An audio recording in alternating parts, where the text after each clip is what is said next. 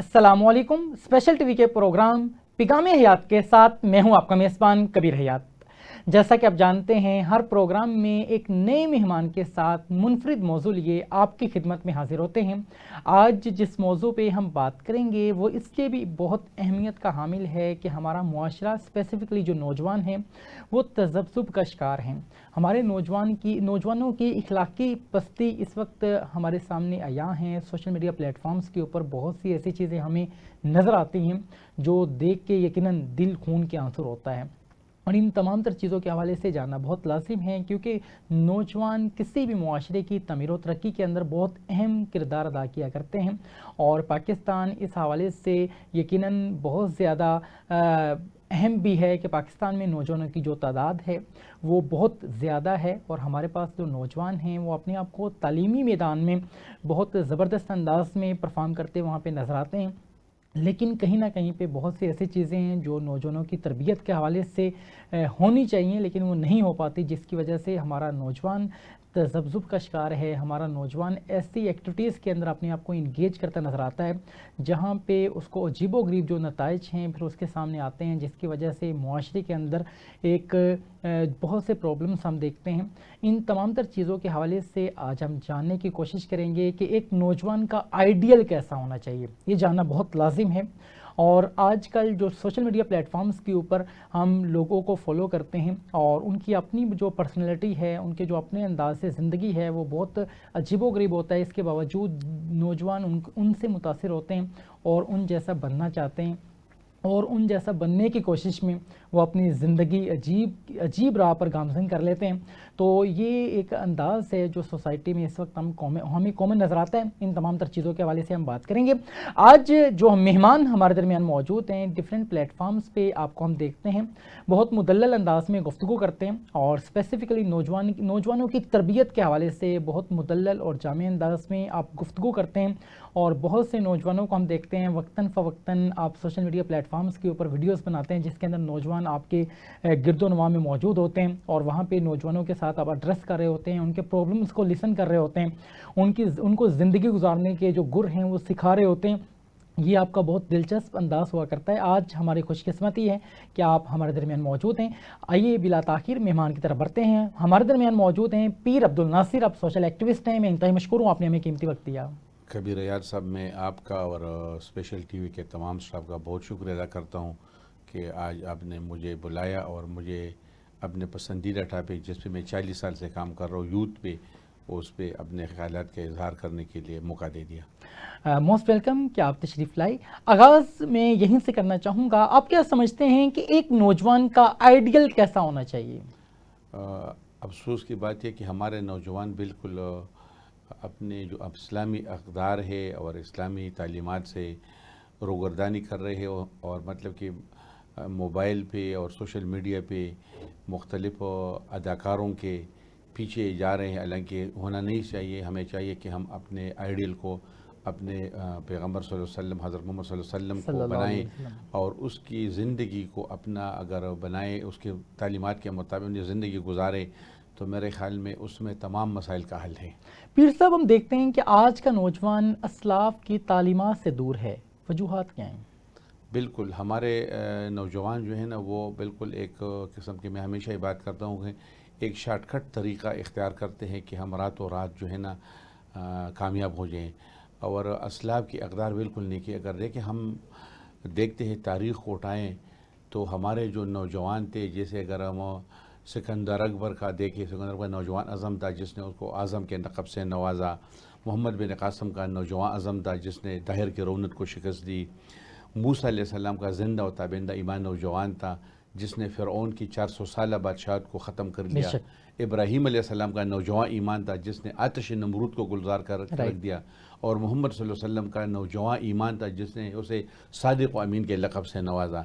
लेकिन हमारे नौजवान इन चीज़ों से बिल्कुल दूर जा रहे हैं, असलाफ की अक़दार नहीं कर रहे हैं, तारीख़ नहीं पढ़ रहे हैं, और वो कह रहे हैं जो कामयाब लोग हैं उनको देख के कि हम मतलब कि रातों रात कामयाब हो जाएंगे। ये बहुत गलत है। पीर साहब, एक चीज़ है कि पैसा ही सब कुछ समझा जाता है आज के माशरे में, आप क्या कहते हैं इस हवाले से? नहीं, देखिए, पैसा तो مقصد نہیں ہے نا، پیسہ تو ایک مقصد حاصل کرنے کا ایک ذریعہ ہے. بالکل صحیح. لیکن آج کل ہمارے جو اسپیشلی نوجوان جو ہے نا، انہوں نے اس کو ہی مقصد بنایا ہے، اور وہ کہتے ہیں کہ ہم کس کس طریقے سے مطلب کہ اس کو ہم کامیاب ہو جائے، اور کامیاب لوگوں کو دیکھتے ہیں کہ ہم. لیکن جو لوگ کامیاب ہیں انہوں نے پوری ایک زندگی پورے ایک اسٹرگل کی ہیں، اور بہت تکالیف برداشت کی ہیں.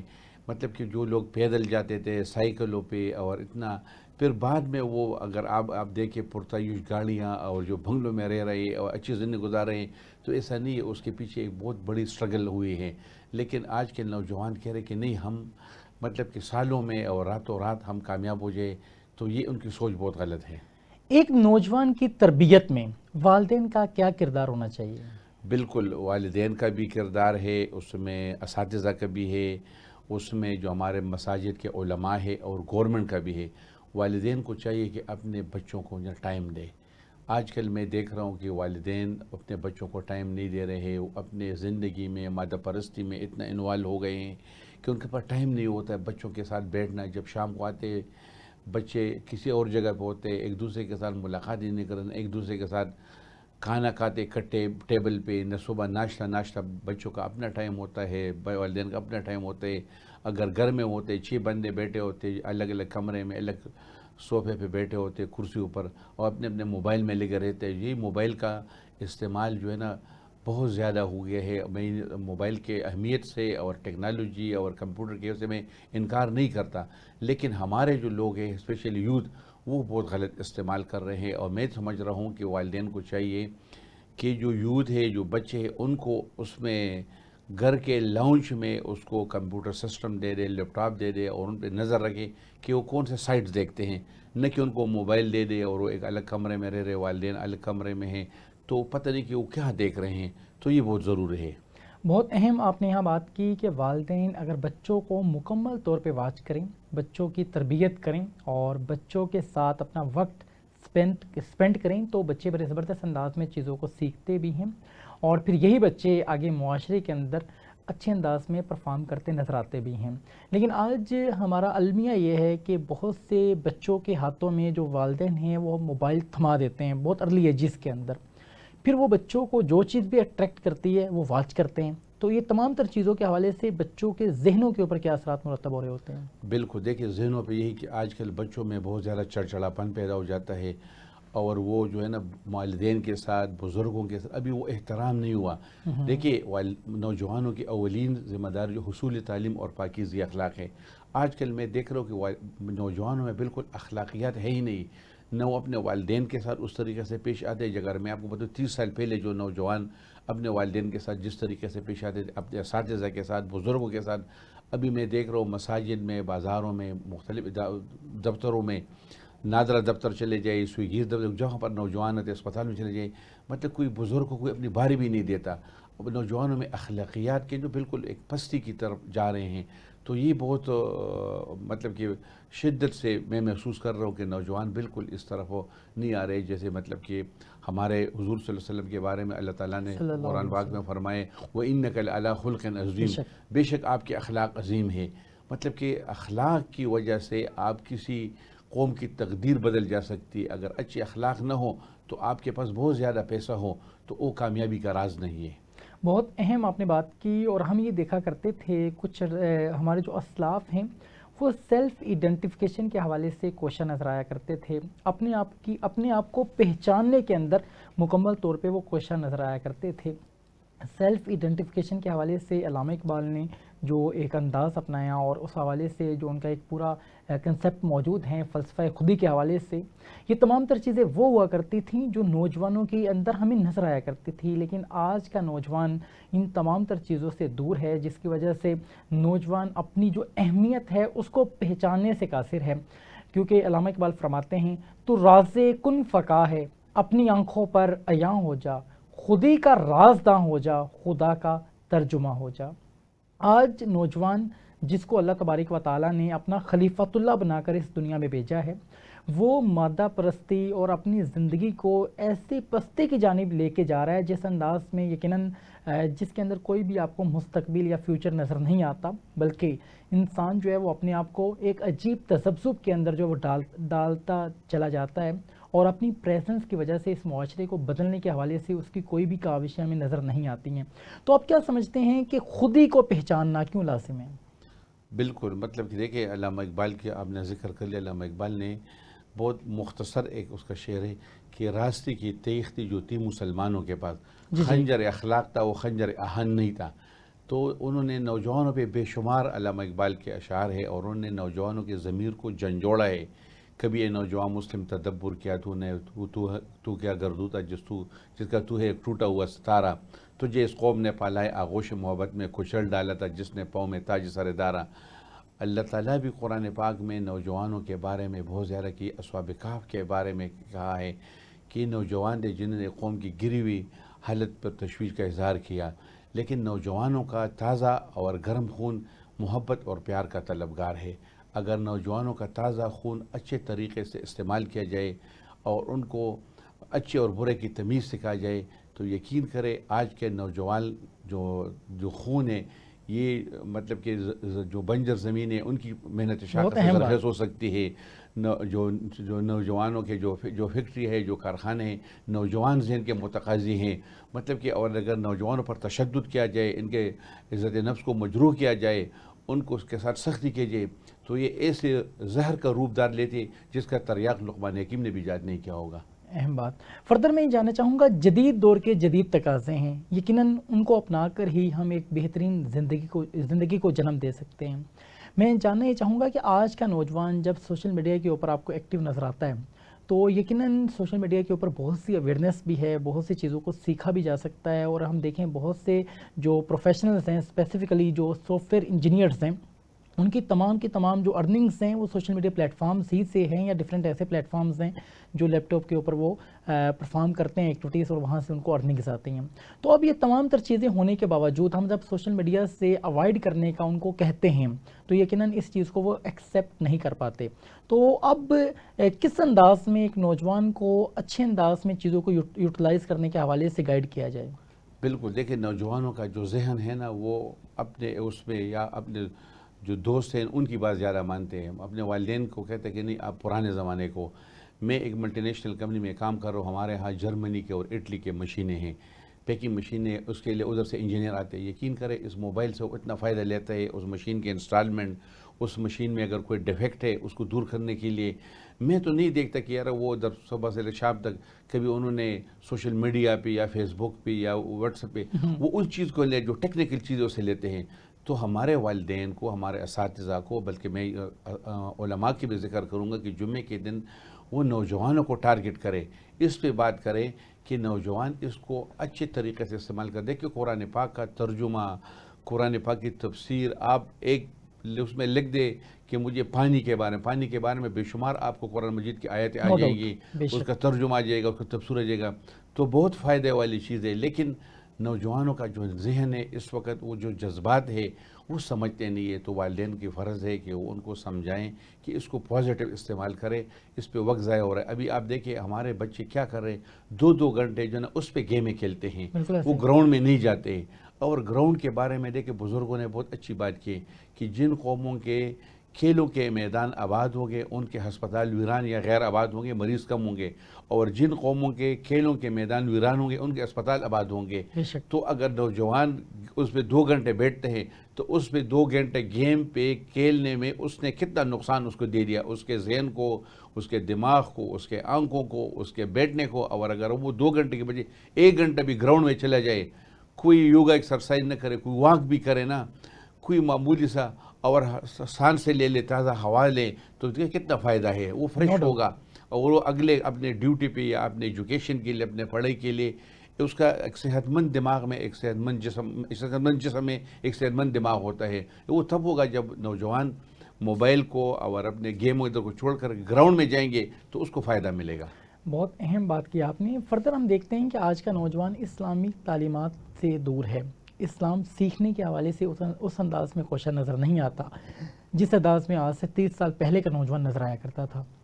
کیا کہیں گے اس حوالے سے آپ؟ بالکل، میں دیکھتا ہوں کہ اگر نوجوانوں پہ اپنے والدین زور بھی دے دینا کہ آپ مسجد میں جائیں، نماز پڑھیں، نماز وہ پڑھتے ہیں لیکن بس وہ ایسے ہی بس آگے مسجد میں چلے گئے. جو مسجد میں، جو نمازوں میں جو خشوع خضوع ہے، اسپیشلی میں یہ کہوں گا کہ ہر نوجوان کو چاہیے کہ جو نماز ہے اس کے ترجمہ اس کو کہ میں اللہ سے کیا مانگ رہا ہوں اس کو پتہ ہونا چاہیے، اور اپنے نمازوں میں خشوع خضوع اور ٹائم سے، اور اپنے قرآن پاک کا ترجمہ بہت ضروری ہے کہ قرآن پاک میں پوری زندگی کا 24 گھنٹے گزارنے کا آپ کو تمام طریقے اس میں ہیں.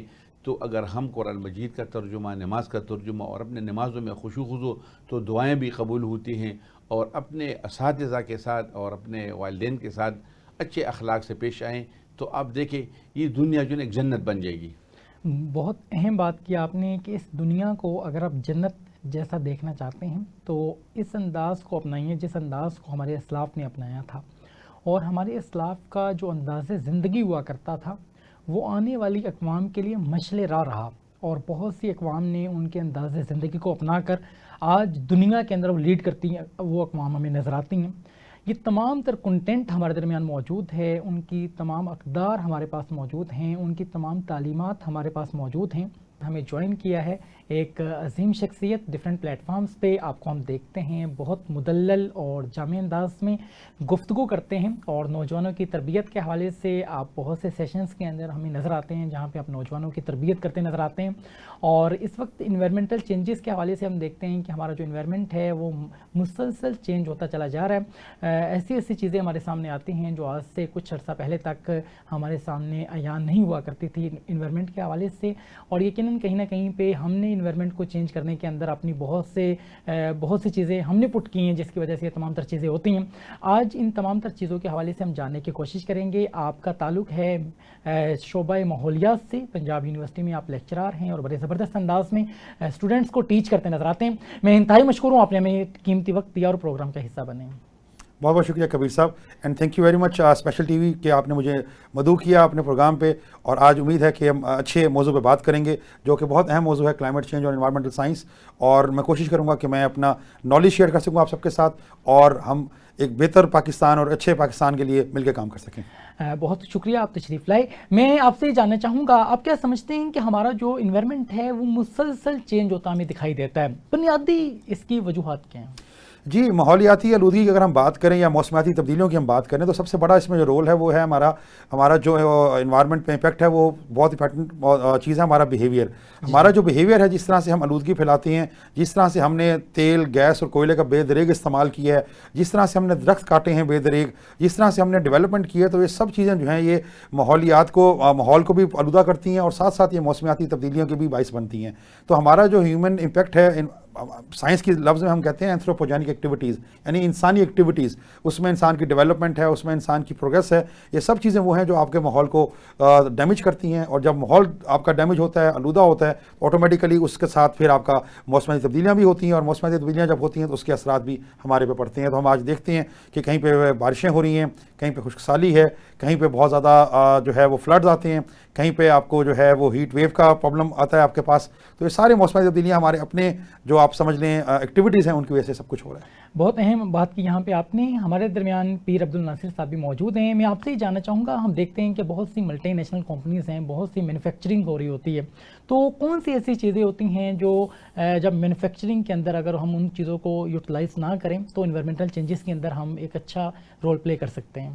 دیکھیں جی، اس میں ایک تو پانی ہے، جو انڈسٹری سے جو پانی نکلتا ہے، ویسٹ واٹر جو نکلتا ہے، اس میں جو کیمیکل ہوتا ہے، مطلب کہ جو بڑی کمپنی ہے، ملٹی نیشنل کمپنی ہے، وہ تو اس کا خیال رکھتے ہیں کہ اس کو جمع کرتے ہیں لیب میں یا کسی اور جگہ میں، اور اس کا ڈرینیج کا ایک سسٹم بناتے ہیں، جو اور جو کیمیکل ہے یا اس کا جو ڈسٹ کلیکٹر سسٹم لگایا گیا ہے. لیکن جو چھوٹی کمپنی ہے کوئی خیال نہیں رکھ رہا، نہ گورنمنٹ کی طرف سے کوئی چیک ہے، نہ کوئی پوچھنے والا ہے، تو اس کا اثرات جو ہے نا ماحول پہ بہت زیادہ پڑ رہا ہے. اس کی وجہ سے کافی نقصان ہو رہے ہیں. فیکٹریوں میں جو لوگ اندر کام کر رہے ہیں ان کے ڈسٹ کی وجہ سے ان کو کافی بیماریاں پیدا ہو جاتی ہے، یا جو وہ پانی چلا جاتا ہے تو اس میں ہمارے پینے والے پانی کا ابھی دیکھیں آپ کتنے لوگوں کو جو بیماریوں میں جو تعداد زیادہ بڑھ رہی. زیادہ تر جو پانی جو ہے نا یہ ہمارے لیے ایک زندہ رہنے کے لیے بھی بہت ضروری ہے، لیکن یہ ہمیں جو نقصان پہنچا ہے اس پانی کی وجہ سے بھی مل رہا ہے، جو مطلب کیمیکل والا جو پانی جو اس میں استعمال ہو رہا ہے ہمارے پینے والے پانی کے ساتھ.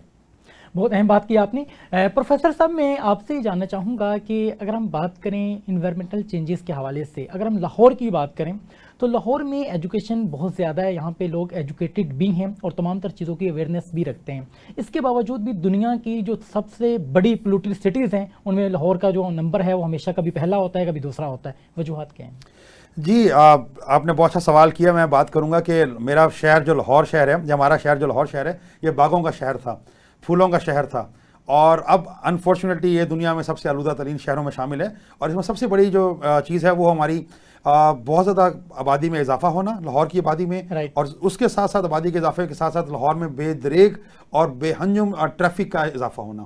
سو دو چیزیں بہت میٹر کرتی ہیں. ایک تو ہماری پاپولیشن، ہماری جو آبادی بڑھی ہے، دوسرا ساتھ ساتھ جو ہماری ٹریفک بڑھ گئی ہے. ان دونوں چیزوں کی وجہ سے جو ہمارے پاس لاہور کا جو انوائرمنٹ ہے وہ بہت پولوٹیڈ ہو گیا ہے.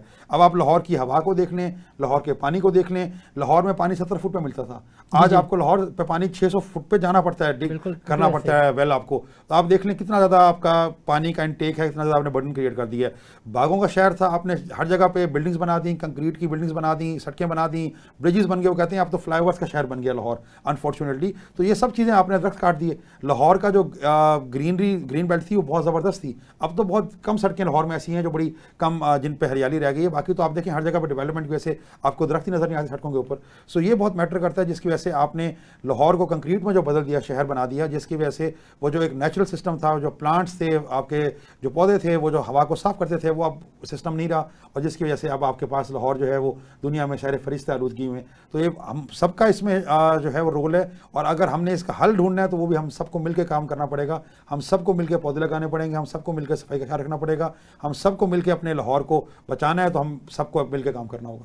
بہت اہم بات کی آپ نے. بہت لاہور کا ہر باسی یہ چاہتا ہے کہ اس کے اندر میں کنٹریبیوٹ کر سکوں اور لاہور دوبارہ سے پھولوں کا شہر بن سکے. تو کون سی احتیاطی تدابیر ہیں جو ایک انڈیویجول کو اپنانی چاہیے؟ دیکھیں، اس میں ایک بہت امپورٹنٹ بات کروں گا کہ لاہور میں اس وقت ہمارے پاس 2 پبلک ٹرانسپورٹ سسٹم چل رہے ہیں. ایک میٹرو بس ہے، دوسرا اورنج لائن ہے. بالکل، بہت اور ہمیں ان کو استعمال کرنا چاہیے. میں بار بار کہوں گا ان کو استعمال کرنا چاہیے. میں مثال دے دیتا ہوں. اس پہ ڈبیٹ ایک سائڈ پہ کر لیں کہ یہ بننے چاہیے تھے نہیں بننے چاہیے تھے، یہ ایک اور ڈبیٹ ہے. اس وقت اہم چیز ہے یہ بن چکے ہیں اور ہمارے لیے ہیں. حکمرانوں نے اپنے لیے نہیں بنایا، انہوں نے ہمارے لیے بنایا. یہ عام پبلک کے لیے.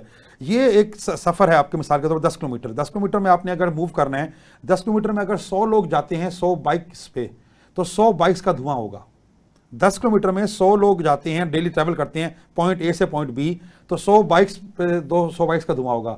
اگر یہاں پہ میٹرو ٹرین چل رہی ہے تو آٹومیٹیکلی ایک ٹرین چل رہے گی اور وہ 100 بائکس کے لوگ اس ٹرین میں بیٹھ جائیں گے تو ایک ٹرین کا دھواں ہوگا. سو آپ دیکھیں کہ آپ نے 100 بائکس کم کر کے دی. اب کہنا یہ چاہ رہا ہوں، یہاں میری سب سے گزارش ہوگی اسٹوڈنٹ سے، ہمارے ینگ لوگ پروفیشنلس کے ساتھ جو جاب کرتے ہیں، پلیز کوشش کریں آپ کے روٹ پہ اگر میٹرو ٹرین ہے تو میٹرو پہ جائیں.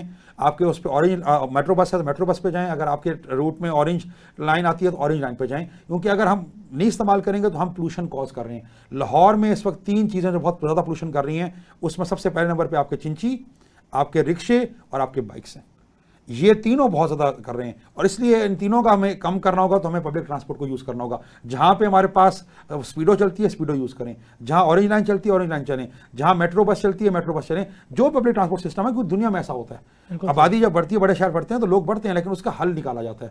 ہمارے یہاں انفارچونیٹلی، میں چونکہ یونیورسٹی سے تعلق رکھتا ہوں، میرے بہت سے اسٹوڈنٹس استعمال بھی کرتے ہیں، لیکن میں نے کئی دفعہ ایسا بھی سنا ہے اسٹوڈنٹس کو بات سنتے ہوئے کہ یہ فلانی گورنمنٹ نے بنائی ہے، یہ اس گورنمنٹ نے بنائی ہے، ہم استعمال نہیں کریں گے. تو مجھے بڑی افسوس ہوتا ہے کہ مطلب آپ جو بھی اختلاف ہے، سیاسی اختلاف اپنی جگہ پہ رکھیں، لیکن جو ایک گورنمنٹ کی چیز ہے پبلک ٹرانسپورٹ ہے اس کو استعمال کرنا چاہیے، ان فیسلٹیز کو یوز کرنا چاہیے. کیونکہ یہ ہم اگر استعمال کریں گے تو ہم ماحول دوست رویہ اپنائیں گے، اور اگر ہم استعمال نہیں کر رہے تو ہم انفارچونیٹلی ماحول دوست رویہ نہیں اپنا رہے بلکہ ماحول دشمن رویہ اپنا رہے ہیں. بہت اہم بات کی آپ نے. یقیناً اسی انوائرمنٹ میں ہم نے سانس لینی ہے اور اسی انوائرمنٹ کو بہتر بنانے میں اگر ہم کوشاں نظر آئیں گے تو یہ ایک زبردست انداز ہو سکتا ہے ایک انڈیویجول کا اپنی سوسائٹی کے لیے. میں مزید پیر صاحب آپ سے جاننا چاہوں گا کہ بہت سے لوگ اس چیز کو برا سمجھتے ہیں، پبلک ٹرانسپورٹ کو یوز کرنا. وہ سمجھتے ہیں کہ شاید ہمارا کیلیبر ہے وہ اس لیول کا نہیں ہے کہ ہم اس طرح کی چیزیں یوز کریں. جو یہ مینٹلٹی پائی جاتی ہے اس کے بارے میں کیا کہیں گے آپ؟ بالکل جی، ہمارے لوگوں کے یہ بہت زیادہ ذہن اور ہم اس طرح کے ایک ماحول میں ہو رہے. ابھی میں یقین کرے خود اتنی آسانی سے ہم اپنے گھر سے نکلتے ہیں اور ہم ادھر علی ٹاؤن پہ اپنی گاڑی ادھر کھڑی کر لیتے اور ہم اس میں بیٹھ جاتے اورنج ٹرین میں، ہم انارکلی جاتے. ہم جو مطلب کہ لاہور کا جو آخری اسٹاپ ہے کیا نام ہے اس کا، ہم ادھر بھی گئے ہیں. مطلب کہ جب بھی گئے نا تو اسی میں بڑا اچھا، اور بڑا بچے ہمارے تو بہت انجوائے کرتے ہیں. اور پروفیسر صاحب کی بات کو میں بڑھاتے ہوئے کہ واقعی یہ ہمیں چاہیے کہ ہمارے جگہ ہم نے اپنے فرٹائل زمینیں جو ہے نا وہ ختم کر لی اور ہم نے سوسائٹیاں بنائی, ہم نے اس میں جو ہے نا کنسٹرکشن کی. ہمارا جو نوجوان نسل ہے نا ابھی ان کو کون بتائے گا, والدین کو چاہیے. ہاں ادھر پروفیسر صاحب آ گئے, اس طرح پروفیسر صاحبان سے بھی درخواست کروں گا کہ وہ بھی اس ٹاپک پہ بات کریں, کیونکہ ہم خود آگے نہیں بڑھیں گے. اللہ تعالیٰ قرآن پاک میں خود فرماتا ہے ان اللہ لا یغیر ما بقوم حتی یغیر ما بانفسہم. اللہ تعالیٰ ایک قوم کی حالت کو اس وقت تک تبدیل نہیں کرتا جب تک وہ خود اس کے تبدیلی کے لیے محنت اور کوشش نہ کرے. ہم نے اس ملک کو, اس لاہور کو, اس پاکستان کو پھولوں کا شہر دوبارہ بنانے وہ تب ہوگا کہ ہر انڈیویجول اپنے سطح پہ, اپنے گھر میں, اپنے گھر کے سامنے, اپنے گلی میں صفائی کا خیال رکھے گا اور ہر سال کم از کم ایک پودا لگائے گا تو تب یہ ہوگا. ورنہ پھر کیا ہوتا ہے, دیکھیں جی یہ 3 گیسیں ہیں, CO2 ہے اور CH4 ہے اور N2 ہے, مطلب کہ میتین ہے, کاربن ڈائی آکسائڈ ہے اور یہ جو نائٹرس آکسائڈ ہے. یہ جب فضا میں جمع ہو جاتے ہیں تو اس کو اوپر چلا جاتے ہیں تو اس کو روکتا ہے, جو ادھر سے سورج کو اس کے رکھتے ہیں اور اس سے پھر ہیٹ پیدا ہو جاتا ہے. اس سے یہ مسائل پیدا ہو جاتے ہیں. ہم نے درختوں کی کٹائی کو روکنا ہے, جنگلات کا تحفظ کرنا ہے اور ہم نے مزید پودے لگانے ہیں.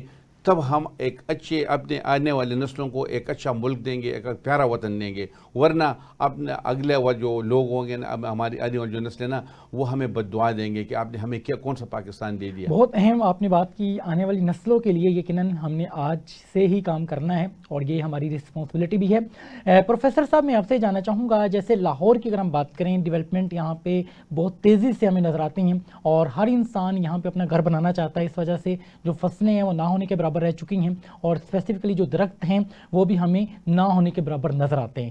دوبارہ سے اس معاشرے کو, دوبارہ سے اس لوکیلٹی کو کس انداز میں درختوں کا شہر بنایا جا سکتا ہے؟ بہت اچھا سوال کیا کبیر بھائی آپ نے. میں ایڈ کروں بالکل جو سر نے بات کی کہ ایک تو بڑا مسئلہ ہے کہ میں خود ایز اے پروفیسر میں نے کئی دفعہ استعمال کی اورنج لائن, اور میں اس لیے بچوں کو کہتا ہوں کہ ہمیں جو لوگ ہیں جو مثال کے طور پہ کسی عہدے پہ فائز ہیں کہ آپ لوگ یوز کریں, کیونکہ ہمارے لوگ جب جاتے ہیں دبئی میں, ہمارے لوگ جب جاتے ہیں UK میں, ہمارے لوگ جب جاتے ہیں USA میں, وہاں یوز کرتے ہیں میٹرو, وہاں پر ٹرین یوز کرتے ہیں, وہاں سب وے یوز کرتے ہیں. ہمارے یہاں ملک میں لوگوں کو پتہ نہیں کیا یہ بات ہے, شرمندگی آتی ہے کہ نہیں استعمال کرتے. مجھے UET نے بلایا تھا ایک دفعہ ایک لیکچر کے لیے, تو میں اورنج لائن میں بیٹھ گیا تھا اور میں نے وہاں ان کو بتایا کہ میں اورنج لائن پہ آیا ہوں. تو وہ سمجھ رہے تھے کہ شاید مذاق کر رہے ہیں, واپسی مجھے چھوڑنے آئے. تو کہتے ہیں سر آپ کی کار کدھر ہے؟ تو میں نے کہا وہ سامنے میری کار جا رہی ہے, آپ آج مجھے وہاں اسٹیشن تک چھوڑ دیں. تو مطلب کہنا چاہ رہا ہوں کہ ہمیں خود be the change you want to see in the world. اچھا آپ نے جو بات کی کہ آپ لاہور شہر کو دوبارہ سے ہم کیسے بنا سکتے ہیں, دیکھیں اسلام بڑی خوبصورت ہمیں جو ہے نا وہ ایک میسیج دیتا ہے, وہ کہتا ہے نئے شہر آباد کریں. جی جب آپ کا شہر پھیل جائے, شہر بہت بڑا ہو جائے, تو چھوٹے چھوٹے نئے شہر آباد کریں. اب لاہور جو ہے وہ بہت پھیل گیا ہے, ہمیں کوشش کرنی چاہیے کہ ہمیں جو اور چھوٹے شہر ہیں ان کو ڈیولپ کرنا چاہیے. انفارچونیٹلی یہ بھی فوکس ہمارا یہ رہا ہے کہ ہم نے پنجاب کا جو ہے وہ لاہور ہی کو دل بنا لیا. ہم نے ٹھیک ہے سارا فوکس فولو پہ کر دیا. یہ بات بالکل صحیح کہ لاہور بڑا شہر تھا, اس کو ڈیولپمنٹ کرنی چاہیے تھی, بٹ ہمیں اگر ہم ساتھ ساتھ اور شہر ڈیولپ کرتے, ان کے اندر انفراسٹرکچر ڈیولپ کرتے, تو شاید اتنے زیادہ لوگ لاہور میں نہ آتے. اس وقت جو فوکس ہے وہ یہ ضروری ہے کہ لاہور کی ڈیولپمنٹ تو ہے, لیکن ہمیں ساتھ ساتھ اور شہروں کو ڈیولپ کرنا ہے تاکہ لوگ اپنے شہروں کے اندر ضروریات پوری اپنی ان کو مل سکیں, ضروریات پوری کر سکیں اور وہ لاہور کی طرف مائگریشن نہ کریں. ہمیں اس مائگریشن کے پیٹرن کو روکنا ہوگا, کم کرنا ہوگا. وہ تبھی ہوگا کہ ہم تمام شہروں کے اندر فیسلٹیز ڈیولپ کریں, نئے شہر ڈیولپ کریں. Otherwise there is no other not مطلب اور پاس وے نہیں ہے. جس طرح لاہور کی آبادی بڑھ رہی ہے, جس طرح اربنائزیشن ہو رہی ہے, اسی طرح ہوتا رہا تو مزید لاہور میں مسائل ماحولیات کے بڑھیں گے, مزید ہمارے پاس گرین سپیسیز کم ہوں گی, اور اگر گرین سپیسیز کم ہوں گی تو آٹومیٹیکلی پولوشن بڑھے گی, اور پولوشن بڑھے گی تو پھر بیماریاں بڑھیں گی. بہت اہم بات کی آپ نے. بیماریوں کی روک تھام کے لیے بھی یہ تمام تر چیزیں اپنانا بہت لازم ہے, اور ایک ایسے ایریا میں ہم رہتے ہیں, ایک ایسی جگہ پہ رہتے ہیں, یہاں پہ ایجوکیشن بھی ہے, اویئرنیس بھی ہے, اور یقیناً ہم دل سے چاہتے بھی ہیں کہ اس شہر کے لیے ہم کچھ کر سکیں. تو ہمیں لازمی طور پہ ان تمام تر چیزوں کے حوالے سے چیزوں کو آغاز کرنا چاہیے تاکہ ہم ایک اچھے انداز میں چیزوں کو لے کے چل سکیں. فردر میں یہ جاننا چاہوں گا کہ انوائرمنٹل چینجز پورے پاکستان کے اندر ہی بہت تیزی سے ہمیں چیزوں کے اندر چینج نظر آتا ہے, تو آپ کیا سمجھتے ہیں گورنمنٹ کون سے انیشیٹیوز لے سکتی ہے اس حوالے سے؟ جی یہاں پہ بھی آپ نے بڑی اچھی بات کی. اگین ہمیں جو انیشیٹیوز لینے چاہیے وہ میں پھر بات کہوں گا سب سے کہ جو بھی گورنمنٹ اچھا انیشیٹیو لے اسے اپریشیٹ کریں. آپ جس مرضی گورنمنٹ کو سپورٹ کرتے ہیں آپ کا رائٹ ہے. میں بات بار بار اس لیے کرتا ہوں کہ ہم نے انفارچونیٹلی ہمارے یہاں ایک جو ہے نا ہٹنس ڈیولپ ہو گئی ہے کہ اگر میں کسی ایک سیاسی پارٹی کو سپورٹ کرتا ہوں تو میرے پاس جو ہے دوسری سیاسی پارٹی کے لیے نفرت ہے. اس سے ہمیں نہیں کرنا ہوگا. ہمیں عدم برداشت جو ہے وہ بہت زیادہ ہو چکی ہے. ہمیں ایک دوسرے کو سپورٹ بھی کرنا ہے, ہمیں ایک دوسرے کو برداشت بھی کرنا ہے. ہو سکتا ہے بہت سی پولیٹیکل پارٹیز میں بہت سی غلطیاں ہوں, لیکن جو اچھا کام کرتی ہیں سپورٹ کرنا چاہیے. اب میں یہاں بات کروں گا کہ بلین ٹری سونامی بہت اچھا انیشیٹو تھا, ٹھیک ہے, بہت سی اس میں کمی بیشیاں بھی تھیں, بہت مسائل بھی تھے, اور یہ بات بھی کافی حد تک صحیح ہے کہ 1 ارب درخت یا 10 ارب درخت لگانا پاسبل نہیں ہے. آپ کو 1 سیکنڈ میں پتہ نہیں کتنے ہزار درخت لگانے ہیں تب جا کے 10 ارب درخت لگتے ہیں. لیکن میں یہ بات کرتا ہوں کہ 10 ارب درخت کا ٹارگیٹ بہت اچھا تھا, 5 لاکھ لگے, 10 لاکھ لگے, کچھ درخت لگے, ان کا انوائرمنٹ پہ امپیکٹ ہوا. پریزنٹ گورنمنٹ ستھرا پنجاب پہ بہت اچھا کام کر رہی ہے, ٹھیک ہے. اگر ہم بات کریں اس وقت ہماری جو سی ایم ہے وہ ستھرا پنجاب کا بہت اچھا انیشیٹو ہے, اس پہ کئی جگہوں پہ کام ہو رہا ہے, کہیں پہ نہیں ہو رہا ہوگا, بالکل مانتا ہوں, لیکن ہمیں گورنمنٹ کو سپورٹ کرنا ہے. لاہور میں آپ دیکھیں یہ مونسون سے پہلے پورے لاہور میں ڈرینیج کا سسٹم ڈیولپ ہوا ہے, بہت اچھا انیشیٹو تھا گورنمنٹ کا کہ لاہور کی ڈرینیج جو ہے وہ اگر صحیح ہو جائے تو ہمارا جو پانی کے مسئلے ہیں, جو سیوریج کا مسئلہ ہے وہ کم سے کم صحیح ہو جائے. گورنمنٹ نے بہت اچھا انیشیٹو کیا تھا. پھر اسی طرح رین واٹر ہارویسٹنگ ٹینکس, یعنی بارش کے پانی کو ذخیرہ کرنے والے ٹینکس, وہ بھی گورنمنٹ کا بہت اچھا انیشیٹو تھا کہ آپ پانی کو ضائع مت کریں, پانی کو ذخیرہ کر لیں اور پانی بعد میں استعمال ہو سکے.